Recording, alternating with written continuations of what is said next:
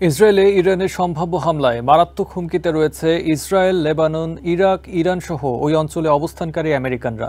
সেই সাথে আমেরিকার বিভিন্ন স্থাপনাও রয়েছে হামলা ঝুঁকিতে। বিশ্লেষকরা বলছেন, ইরানের সামরিক হামলার পাশাপাশি ওই অঞ্চলে তেহরানের মদতপুষ্ট সন্ত্রাসী গোষ্ঠীগুলো বড় ধরনের ঝুঁকির কারণ হয়ে দাঁড়িয়েছে। এছাড়া দেশে জঙ্গিবাদে দীক্ষিত তরুণদের মাধ্যমে সংঘটিত হামলার আশঙ্কাও তৈরি হয়েছে। 24 থেকে 48 ঘন্টার মধ্যে ইসরায়েলে বড় ধরনের হামলা চালাতে পারে ইরান। শুক্রবার গোয়েন্দা তথ্যের বরাত দিয়ে এক প্রতিবেদনে এমন খবর প্রকাশ করে দ্য ওয়াল স্ট্রিট জার্নাল।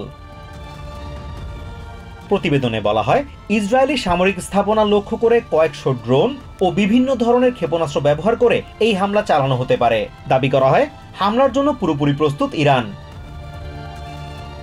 এদিকে ইরানের এই প্রতিশোধমূলক হামলা প্রতিহত করতে সব ধরনের প্রস্তুতি নেওয়ার কথা জানিয়েছে নেতানিয়াহু সরকার। প্রয়োজনে হামলা প্রতিহত করে ইরানে পাল্টা হামলা চালানোর হুমকিও দিয়েছে Tel Aviv. Israel is on high alert. We have increased our readiness to protect Israel from further Iranian aggression.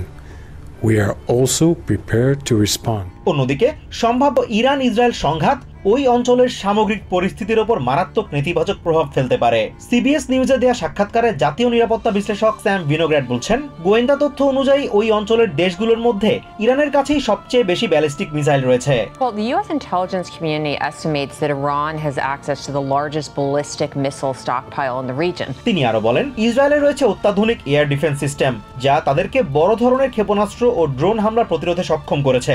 Israel has a sophisticated and multi-layered air defense system that is designed to mitigate those aerial projectiles at various altitudes. তিনি জানান, Israel, Lebanon, Iraq সহ ওই অঞ্চলের বিভিন্ন দেশে American দূতাবাসের কর্মকর্তা কর্মচারীদের ফিরিয়ে আনার বিষয়টি বিবেচনা করছে বাইডেন প্রশাসন। For example, diplomatic personnel at our embassy and consulate in Israel, our embassy in Lebanon, our embassy in Iraq and elsewhere throughout the region. তিনি মনে করেন, ইরান সমর্থিত সন্ত্রাসী গোষ্ঠীগুলো ইসরায়েলে হামলার সুযোগে ওই অঞ্চলে আমেরিকার বিভিন্ন স্থাপনায় চড়াও হতে পারে, যেমনটি আগেও দেখা গেছে।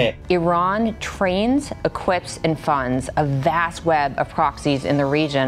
এর পাশাপাশি দেশেও জঙ্গি গোষ্ঠীদের দ্বারা অনুপ্রাণিত হওয়া তরুণেরা সন্ত্রাসী হামলার মতো ঘটনা ঘটাতে পারে বলেও আশঙ্কা তার। And that's primarily individuals with anti-government motivations and racially and ethnically motivated violent extremists. Azimur Rashid Kanak, TVN 24 news desk. New York থেকে সম্প্রচারিত TVN 24 টেলিভিশন বিশ্বজুড়ে বাঙালির কণ্ঠস্বর।